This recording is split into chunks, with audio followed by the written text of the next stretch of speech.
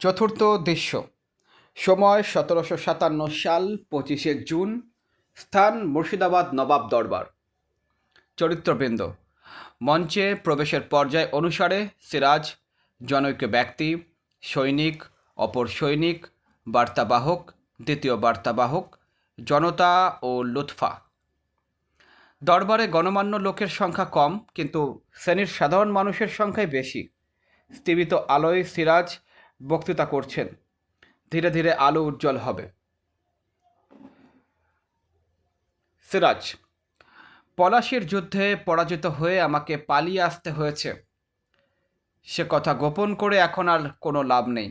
কিন্তু ব্যক্তি: প্রাণের ভয়ে কে না পালায় হুজুর। সিরাজ: আপনাদের কি তাই বিশ্বাস যে প্রাণের ভয়ে আমি পালিয়ে এসেছি? জনতার নীরব। সিরাজ: না, প্রাণের ভয়ে আমি পালাইনি। সেনাপতিদের পরামর্শে যুদ্ধের বিধি অনুসারেই আমি হাল ছেড়ে দিয়ে বিজয়ী শত্রুর কাছে আত্মসমর্পণ করিনি। ফিরে এসেছি রাজধানীতে স্বাধীনতা বজায় রাখবার চেষ্টা করব বলে। ব্যক্তি: কিন্তু রাজধানী খালি করতে সবাই পালাচ্ছে জাহাপনা। সিরাজ: আমি অনুরোধ করছি কেউ যেন তা না করেন। এখনও আশা আছে। এখনও আমরা একত্রে রুখে দাঁড়াতে পারলে শত্রু মুর্শিদাবাদে ঢুকতে পারবে না। ব্যক্তি: তা কি করে হবে হুজুর? অত বড় সেনাবাহিনী যখন ছাড়খাড় হয়ে গেল। সিরাজ: তারা যুদ্ধ করেনি।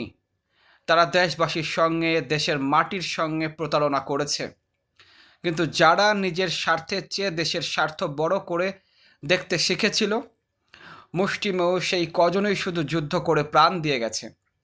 এই প্রাণদান আমরা ব্যর্থ হতে দেব না। ব্যক্তি: পরাজয়ের খবর বাতাসের বেগে সর্বত্র ছড়িয়ে পড়েছে জাহাপনা। ঘরে ঘরে কান্নার রোল উঠেছে। বিজয়ী সৈন্যের অত্যাচার এবং লুটতরাজের ভয়ে নগরের অধিকাংশ লোকজন তাদের দামি জিনিসপত্রগুলো সঙ্গে নিয়ে যে কোনো দিকে পালিয়ে যাচ্ছে। সিরাজ: আপনারা ওদের বাধা দিন, ওদের অভয় দিন। শত্রু সৈন্যদের হাতে পড়বার আগেই সাধারণ চোর ডাকাত ওদের সর্বস্ব কেড়ে নেবে। ব্যক্তি: কেউ শোনে না হুজুর, সবাই প্রাণের ভয়ে পালাচ্ছে। সিরাজ: কোথায় পালাবে? পেছন থেকে আক্রমণ করবার সুযোগ দিলে মৃত্যুর হাত থেকে পালানো যায় না। আপনারা কেউ অধৈর্য হবেন না। সবাইকে শক্ত হয়ে দাঁড়াতে বলুন। এই আমাদের শেষ সুযোগ। এ কথা বারবার করে বলছি। ক্লাইভের হাতে রাজধানীর পতন হলে দেশের স্বাধীনতা চিরকালের মতো লুপ্ত হয়ে যাবে। ব্যক্তি: জাহাপনা, কোথায় বা পাওয়া যাবে তত বেশি সৈন্য, আর কোথায় বা তার ব্যয় ব্যবস্থা? সিরাজ: দু একদিনের ভেতরেই বিভিন্ন জমিদারের কাছ থেকে যথেষ্ট সৈন্য সাহায্য আসবে। অর্থের অভাব নেই।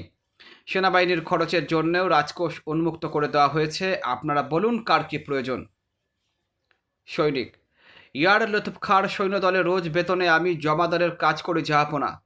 আমার অধীনে 200 সিপাই। আমার হুজুরের জন্য প্রাণপণে লড়তে প্রস্তুত। সিরাজ: বেশ, খাজাঞ্চির কাছ থেকে টাকা নিয়ে যান।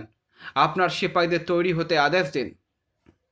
মুর্শিদাবাদে এই মুহূর্তে অন্তত 10,000 সৈন্য সংগ্রহ হবে।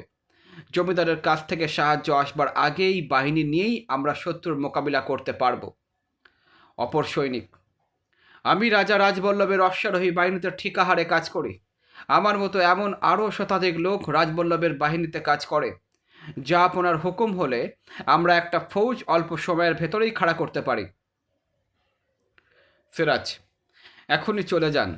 খাজাঞ্চির কাছ থেকে টাকা নিয়ে নিন যত দরকার। বার্তাবাহকের প্রবেশ। বার্তাবাহক: শহরে আরও বিশৃঙ্খলা দেখা দিয়েছে জাহাপনা। মোহাম্মদ ইরিচ খাঁ সাহেব এইমাত্র সপরিবার শহর ছেড়ে চলে গেলেন। সিরাজ: বিস্ময়ের বেমুড়ো। ইরিচ খাঁ পালিয়ে গেলেন? সিরাজদৌল্লার শ্বশুর ইরিচ খাঁ। বার্তাবাহক: জাহাপনা। সিরাজ: আশ্চর্য! এই কিছুক্ষণ আগে তিনি আমার কাছ থেকে অজস্র টাকা নিয়ে গেলেন সেনাবাহিনী সংগঠনের জন্যে। ব্যক্তি: তাহলে আর আশা কোথায়? সিরাজ: তাহলেও আশা আছে। দ্বিতীয় বার্তাবাহকের প্রবেশ। দ্বিতীয় বার্তা। জাহাপনার কাছ থেকে সৈন্য সংগ্রহের জন্য যারা টাকা নিয়েছে তাদের অনেকেই নিজেদের লোকজন নিয়ে শহর থেকে পালিয়ে যাচ্ছে। সিরাজ, তাহলেও আশা, ভীরু প্রতারকের দল চিরকালই পালায়, কিন্তু তাতে বীরের মনোবল ক্ষুণ্ণ হয় না। এমনি করে পালাতে পারতেন মেরমর্দান, মোহনলাল, বদ্রি আলী, নৌবে সিং। তার বদলে তারা পেতেন শত্রুর অনুগ্রহ, প্রভূত সম্পদ এবং সম্মান, কিন্তু তারা তা করেননি। দেশের স্বাধীনতার জন্যে, দেশবাসীর মর্যাদার জন্যে তারা জীবন দিয়ে গেছেন। স্বার্থান্ধ প্রতারকের কাপুরুষতা বীরের সংকল্প টলাতে পারেনি।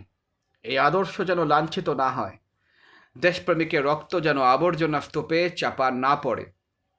জনতার নীরব। সিরাজের অস্থির পদচারণা।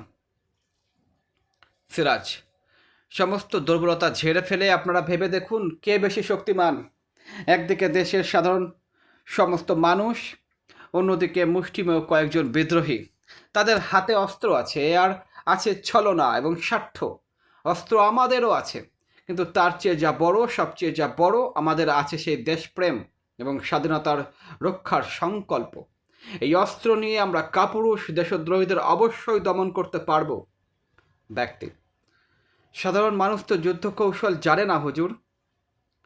সিরাজ, তবু তাদের সঙ্গবদ্ধ হতে হবে। হাজার হাজার মানুষ একযোগে রুখে দাঁড়াতে পারলে কৌশলের প্রয়োজন হবে না। বিক্রম দিয়েই আমরা শত্রুকে হতবল করতে পারব। তা না হলে ভবিষ্যতে বছরের পর বছর দেশের সাধারণ মানুষ দেশদ্রোহী এবং বিদেশি দস্যুর হাতে যেভাবে উৎপীড়িত হবে তা অনুমান করাও কষ্টকর। আপনারা ভেবে দেখুন, কেন এই যুদ্ধ? মুসলমান মির্জাফর, ব্রাহ্মণ রাজবল্লভ, কায়স্থ রাজদুর্লভ, জৈন মাহাতাব চাঁদ শেঠ, শিখ উমিচাঁদ, ফিরিঙ্গি খ্রিস্টান ওয়ার্ডস ক্লাইভ আজ একজোট হয়েছে কিসের জন্যে? সিরাজদৌল্লাকে ধ্বংস করবার প্রয়োজন তাদের কেন এত বেশি? তারা চায় মসনদের অধিকার, কারণ তা না হলে তাদের ব্যক্তিগত স্বার্থ রক্ষা হয় না। দেশের উপরে অবাধ লুটতরাজের একচেটিয়া অধিকার তারা পেতে পারে না সিরাজদৌল্লা বর্তমান থাকতে। একবার সে সুযোগ পেলে তাদের আসল চেহারা আপনারা দেখতে পাবেন। বাংলার ঘরে ঘরে হাহাকারের বন্যা বইয়ে দেবে মির্জাফর ক্লাইভের লুণ্ঠন অত্যাচার, কিন্তু তখন আর কোনো উপায় থাকবে না। তাই সময় থাকতে একযোগে মাথা তুলে দাঁড়ান, আপনারা অবশ্যই জয়লাভ করবেন। ব্যক্তি, কিন্তু জাহাপনা, সৈন্য পরিচালনার যোগ্য সেনাপতিও তো আমাদের নেই। সিরাজ, আছে। সেনাপতি মোহনলাল বন্দী হননি, তিনি অবিলম্বে আমাদের সঙ্গে যোগ দেবেন। তাছাড়া আমি আছি। মরহুম আলীবর্দীর আমল থেকে এ পর্যন্ত কোনো যুদ্ধে আমি শরিক হইনি। পরাজিত হয়েছি একমাত্র পলাশিতে, কারণ সেখানে যুদ্ধ হয়নি, হয়েছে যুদ্ধের অভিনয়। আবার যুদ্ধ হবে, আর সৈন্য পরিচালনা করব আমি নিজে। আমাদের সঙ্গে যোগ দেবেন বিহার থেকে রামনারায়ণ, পাটনা থেকে ফরাসি বীর মসিয়া ল। বার্তাবাহকের প্রবেশ। বার্তা, সেনাপতি মোহনলাল বন্দী হয়েছেন জাহাপনা। সিরাজ, কিছুটা হতাশ। মোহনলাল বন্দী হয়েছে? জনতা, তাহলে আর কোনো আশা নেই, কোনো আশা নেই। জনতা দরবার কক্ষ ত্যাগ করতে লাগলো। সিরাজ, মোহনলাল বন্দী? কতকটা যেন আত্মসংবরণ করে, তাহলেও কোনো ভয় নেই, আপনারা হাল ছেড়ে দেবেন না। সিরাজ হাত তুলে পলায়ন পর জনতাকে আশ্বাস দেবার চেষ্টা করতে লাগলেন।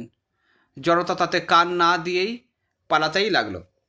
সিরাজ, আমার পাশে এসে দাঁড়ান, আমরা শত্রুকে অবশ্যই রুখব। সবাই বেরিয়ে গেল। অবসন্ন সিরাজ আসনে বসে পড়লেন, দুই হাতে মুখ ঢাকলেন। ধীরে ধীরে সন্ধ্যার আধার ঘনিয়ে এলো। লুৎফার প্রবেশ। মাথায় হাত রেখে ডাকলেন, লুৎফা। নবাব। সিরাজ চমকে ওঠে, লুৎফা, তুমি এই প্রকাশ্য দরবারে কেন লুৎফা? লুৎফা, অন্ধকারের ফাঁকা দরবারে বসে থেকে কোনো লাভ নেই নবাব। সিরাজ রুদ্ধকণ্ঠে, কেউ নেই? কেউ আমার সঙ্গে দাঁড়ালো না লুৎফা? দরবার ফাঁকা হয়ে গেল। লুৎফা কাঁধে হাত রেখে, তবু ভেঙে পড়া চলবে না জাহাপনা। এখান থেকে যখন হলো না, তখন যেখানে আপনার বন্ধুরা আছেন সেখান থেকে এই বিদ্রোহীদের শাস্তি দেবার আয়োজন করতে হবে। সিরাজ, যেখানে আমার বন্ধুরা আছেন? হ্যাঁ, আপাতত পাটনায় যেতে পারলে একটা কিছু করা যাবে। লুৎফা: তাহলে আর বিলম্ব নয় জাহাপনা, এখনই প্রাসাদ ত্যাগ করা দরকার। সিরাজ: হ্যাঁ, তাই যাই। লুৎফা: আমি তার আয়োজন করে ফেলেছি। সিরাজ: কি আর আয়োজন লুৎফা? 2-3 জন বিশ্বাসী খাদেম সঙ্গে থাকলেই যথেষ্ট। তোমরা প্রাসাদেই থাকো, আবার যদি ফেরি দেখা হবে। লুৎফা: না, আমি যাব আপনার সঙ্গে। সিরাজ: মানুষের দৃষ্টি থেকে চোরের মতো পালিয়ে পালিয়ে আমাকে পথ চলতে হবে, সে কষ্ট তুমি সইতে পারবে লুৎফা? লুৎফা: পারবো, আমাকে পারতেই হবে। বাংলার নবাব যখন পরের সাহায্যের আশায় লালায়িত, তখন আমার কিসের অহংকার?